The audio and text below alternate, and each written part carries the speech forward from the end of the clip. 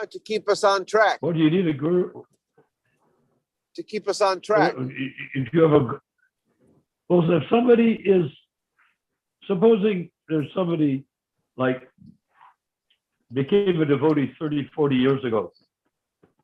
Okay. Can he keep you on track without being a guru?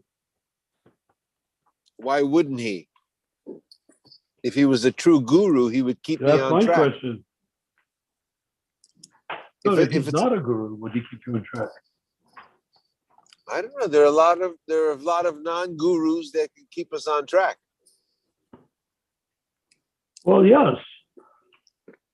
Doesn't the IRS keep you on track too?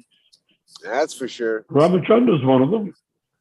Look at Jai Narayan. He's not a guru. He really keeps on track. I think all y'all keeping me on track. Well, then why do you need a guru? I've always considered you my guru. Ah, no wonder I've been taking on that heavy, heavy karma. Oh. Uh-oh, watch out. I'm going to burden you down. Yeah. Yeah. Mahaprabhu, it's called Sadhu Sangha. Sadhu Sangha? Which is like, yeah, Sadhu Sangha is like having the brotherhood of other God brothers and God sisters. Oh, fantastic. That's how I feel. Sadhu Sangha. I have Sadhu Sangha. Yeah. Yes. Thank you so much. We all do. You're part of our Sadhu Sangha. We're part of your Sadhu Sangha. That's what ISKCON really is Sadhu Sangha. I feel blessed. You are blessed. I mean, where else are you going to talk about Krishna? That's for sure. Right? I'm very proud and I'm very happy that I'm part of this group. And I'm very happy that you let me in and let me sit in and listen and learn. Oh, you're not your body. You're not sitting in anywhere. You're pure spirit soul. I guess sometimes I just need to be redirected. You know, directed where? You started with yourself and you end up with yourself. Where's the direction going to take you? I guess it's Maya that tries to change my mind. Well, people want to think that, you know, because of Christianity and politics and governments and stuff like that, people are saying, I am my body. I am of this race, this nationality, this gender, and I believe in a higher ideal. I believe in democracy. I believe in the Constitution. I believe in God, like that, you know. Okay. But that's because you're making your own existence an abstraction, which it is not. Because in reality, when a person really does believe something, like if you see like pictures of Marines that are really into it, you know, their facial expression does not look like they're thinking a lot. It looks like they are determined to act on their dharma, on their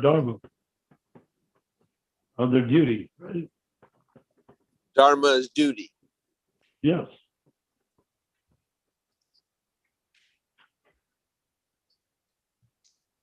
Definitely. Hare Krishna. Duty. Go ahead. Well, go ahead. You go. Duty. Duty is? Duty means that's which sustains your consciousness as spirit soul. Aham Brahmasmi. Our duty is to be Aham Brahmasmi. I'm not my body, I'm spirit soul. Keep it in perspective.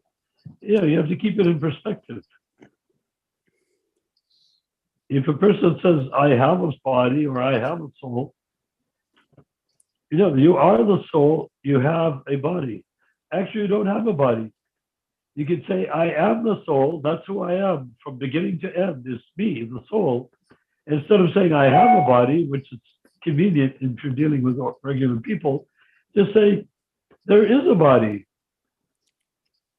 It's not mine, but I am the caretaker of this body. for a period of time. The babysitter for the body. But it's not me. How does the spirit soul affect the mind? Well, by owning it. Because the mind That's is why, the sub. that's why Prabhupada said, Bhaktisiddhanta Saraswati Thakur said, every morning I beat my mind 20 times with a shoe and at night 20 times with a stick. But Rupa, is it 20 times, 40 times, or 100 times? I think it's 50 times and 100 times, but I'm not sure. So 50 times in the morning with a shoe, 100 times at night with a stick. It doesn't matter. You could say one time in the morning, one time at night, if you like. That's not the point. Is how many times you hit it. The point is that you hit it. So the mind has to be taken away from identifying with your body, which is not easy. In all fairness, you were identifying with your body. The mind goes from the semen with the semen into the womb of the woman, mother, the uterus. The mind is going in also from the previous life. Now, the mind is the sum total of our experiences here, is it not? What we've learned and what we believe and what we were taught. It could be. It could be. But if the mind is purified, the mind is simply a transparent via medium, like a piece of glass. You can say a glass has streaks from rainwater on the outside, or it has paint splatters on it. There's all sorts of things the glass may have in your window. But essentially, the glass is simply something transparent. So when you look through the glass, when the glass tries to bring you over to identify with the body, that's when the problem begins, isn't it? Say it again. When your mind tries to drag you over to your body, then that's when the trouble begins, because you start thinking about what do I need to do for my body. You don't really have to do anything for your body, because your body, if it's hungry, it will eat. And hungry has nothing to do with who you are. Hungry has to do with the mechanics of the body. I mean, if you eat things, if you ate gravel, nothing but gravel, you wouldn't be able to live, even if you liked eating gravel. So you have to eat things that will build your body. And nowadays, everybody, because of the COVID, everybody's going crazy over fitness and stuff like that. So you have to have this nutrient, that nutrient, this protein, that don't eat this vegetable, do eat the other vegetable. You know, all of those things are simply to maintain the body so that it doesn't die.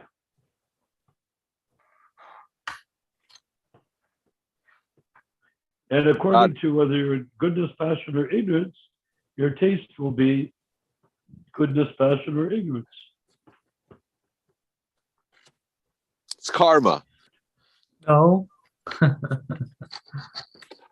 Is that incorrect? Ramachandra, go ahead. What do you mean it's karma? Your choice is a karma? No. How can you say your choice is a karma? What is our karma? Karma is Oh, that's it. sum total of past actions and reactions. That's karma. Got it. We are what we do. Is that correct? We are what we do. We do what we are. We do what we are. Sometimes we don't do what we are. Then that means you're attached, identifying with your body. The whole trick is not, that's why we chant japa, Hare Krishna, on the beads. And I gave you beads some time ago. Yes, The you reason did. we chant on the beads is to separate your experience of being from your body. it may start out where you think you're chanting to purify your body, but when you get further into it, you'll find out you're not chanting to purify your body. You're chanting to separate yourself from your body. Hmm. And when you do that, you don't identify, so I'm the body, now I'm looking at the soul. No, you say, I am the soul, and I'm looking at the body. Do we ever need to separate ourselves from the mind? No. We don't? Well, if you have a spiritual body, that's different. If you're like Prabhupada, you don't need to worry about the mind. But in the material world, mind is one of the material elements, right? Earth, fire, water, air, ether, mind, intelligence, and ego. Yes. So those are the things that we have in the material world with the mind, but we try to get the mind to identify with the soul, not with the body. And that's where the beating comes in. You hit it with a shoe. In the morning and a stick at night. I don't understand the mind yet. I understand the body. I understand the spirit soul, but the mind is it's flexible. It's like a female intelligence. Like if you're in a relationship with a woman and she wants something, doesn't she use her mind to get you to agree to it? yes. If she doesn't force you with a stick, she gets your mind to agree. Oh, isn't that nice? Wouldn't that be nice if we had this sofa? It would be so nice. It would go right next to our lamp, you know? That sort of thinking is the mind influencing the outcome. So it's the what if. The mind deals a lot with what if. Or isn't that nice? You know, identification. So if the mind identifies with the body, then you're in trouble. If the mind identifies with the soul, then you become very powerful. It seems like the mind is what causes havoc in our lives. Not controlling the mind causes havoc in our lives. Haribol. If you control your mind, then you're happy. And how do we do that? Chant Hare Krishna. But even chanting Hare Krishna just brings you to the point of knowing that I am not this body, I'm spirit soul.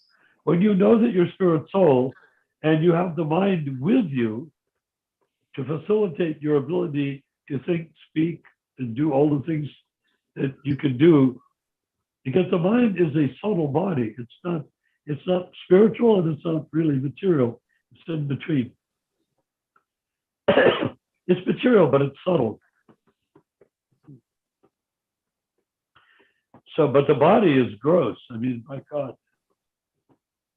There's no part of the body that's attractive if you take it apart. Right? Is there any? Go ahead.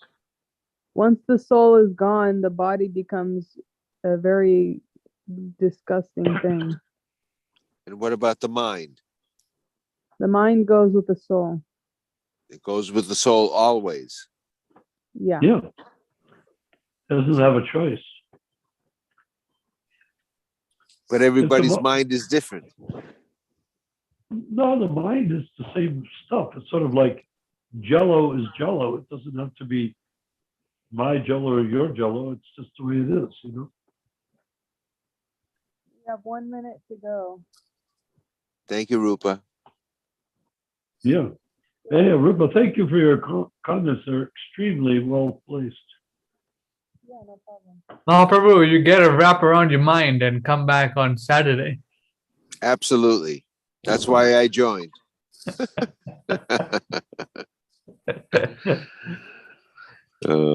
that's why I joined. But you can also say, that's why I'm here. That's why I'm here. Yes. You don't have to join because we're not a group.